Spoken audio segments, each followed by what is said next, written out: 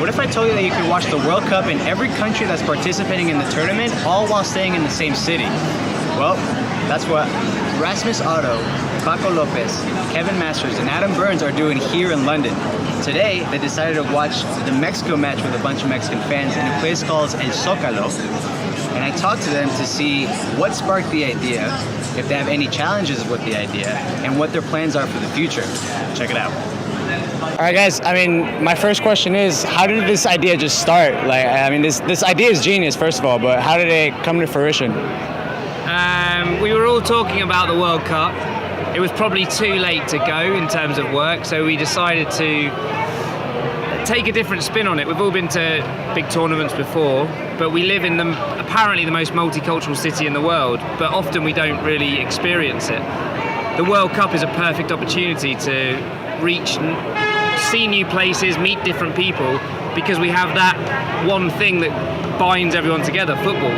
So we just had this idea, imagine if we could go to every nation without leaving London, and that's what we're trying to do. We're trying to watch watch one game with all 32 nations, and it kind of snowballed after a few beers in a WhatsApp group, and now here we are, 27 games in.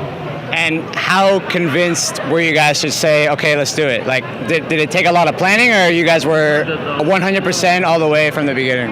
We were 100% as soon as we landed on the idea, but the planning is as we go along.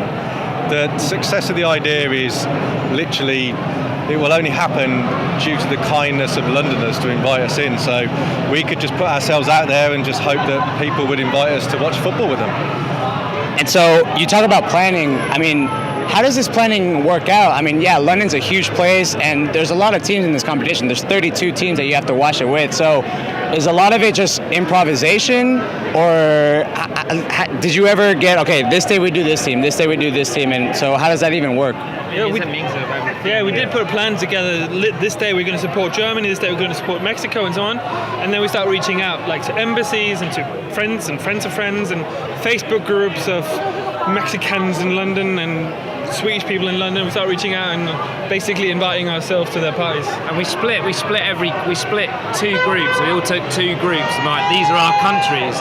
So you need to find places to watch for each country, and then we took a month to start reaching out. And it is because we don't want it to just be we're going to a Brazilian pub, we're going to a Portuguese pub. We've been to a barber shop on New Kent Road to watch it with Nigerian fans. We've been to the embassy with the Panamanians. Like, it needs to be interesting. It can't just be pubs for us. We want those intimate ones where we really get to know fans and we have time to talk to them and get to know their culture. Have you guys had any challenges so far? Definitely amongst the biggest challenges, the one we've got right now, is that we don't want to leave places. So we watch a game, we meet people, we enjoy their company, and we're having fun, and all of a sudden we've got 45 minutes to cross London to go to another game. So that's probably the most difficult point. And also the schedule as well, no? It's a big journey, basically. And what about sacrifices? What sacrifices have you guys had to do? Because, I mean, this tournament is a whole month, and I don't know expenses for you guys, but I mean, how did you guys? We managed to quit our jobs for 3 weeks, so basically that is the sacrifice, actually. And our girlfriends haven't seen us. No, we haven't seen them. Luckily, Love Island's on at the moment, so we've got a reprieve. Yeah, the key is don't look at your bank account until the tournament's finished. That's very smart. And because Don't look at your girlfriend either. don't look at your girlfriend. Someone else is doing. So there's two English fans. There's a Spaniard and a Dane in this group. What happens when you guys? They're all in the World Cup. So what happens when you visit an opponent? Like, do you guys keep quiet, or do you guys support the other team? What goes on there? We're supposed to keep quiet. Yeah, but Kev can talk you through what happened when we were Tunisian fans and they played England. At the only Tunisian restaurant in all of the UK. So when Harry Kane scored the winner, what happened?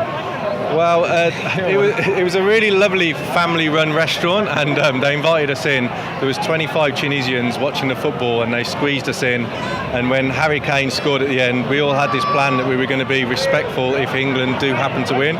But that didn't really go to plan, so we all had to sort of scooch out the back and we didn't all have to. Kev walked into the back, fell to his knees into the toilet and gave it one of them. And to be fair, Adam, who runs the restaurant with his mum, Melina, it was all in good fun. I think that's what's amazing about the World Cup. Teams like Tunisia, Panama, they can lose games and we can still be friends at the end of it. Yeah. It was a respectful celebration. Okay, it wasn't. So what has been your guys' favorite thing? I mean, you're almost or pretty much halfway through the tournament. What has been your favorite thing inside, like during the game, and just outside, just experience? What has been your favorite thing? I don't know. I think during and after. I mean, I wouldn't choose which part is best, but I don't know. For example, we have a really good fun with the Nigerian barbers. Actually, they lose, but we finally managed to get a party there in the barber shop just after they lose. Yeah, it was amazing. They're coming out with us tomorrow as well, so so we've made some friends there. Iceland, we went to the Bedford in Balham, and if this goes out before Iceland play their, what probably won't be their final game, but the Bedford in Balham is where you need to go to watch Iceland play. 400 strong Iceland fans in full voice During the with the thunderclap. clap. Yeah. It's one of the most amazing small kind of atmospheres that you can get in a London pub. It was It's unbelievable. 0.1% of the whole population of Iceland, actually. But I will say that we had a really good fun with Mexico. So good, Mexico. Which is a good one. Yeah, good ones as well. So my last question is, what do you guys have any idea what you're gonna do for the knockout or the finals? Just keep on going. I mean, yeah, but we have an idea of what we want to do at the end. But let's see if we can reach it. We want to get some invites for interesting places and interesting people. We want to reunite all the people that we met and to watch the final with all of them.